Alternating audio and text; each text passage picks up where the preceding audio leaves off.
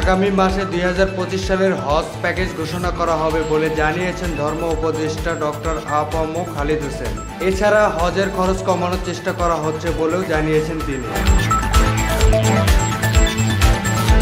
বুধবার 18 সেপ্টেম্বর বিকেলে সচিবালয়ে সাংবাদিকদের সঙ্গে একথা বলেন তিনি। বলেন, হজ প্যাকেজের 3টি পার্ট: বিমান, মক্কা মদিনায় আবাসন ও সৌদি সরকারকে 1,30,000 টাকার মতো দিতে হবে। আগামী দিনে এটাকে আরো স্বচ্ছন্দ করার জন্য আমরা চেষ্টা করছি। অতিরিক্ত ম্যান পাওয়ার নেব না।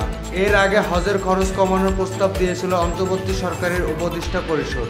সেজন্য সংশ্লিষ্ট মন্ত্রণালয়কে নির্দেশনা দেওয়া হয়েছে। যৌক্তিক পর্যায়ে একটি হজ প্যাকেজ ঘোষণা করবেন তারা। গত বছরের চেয়ে আসন্ন হজ প্যাকেজের মূল্য কমানো সম্ভব বলে মনে করছেন সরকার। Khokon Ahmed, Sky views.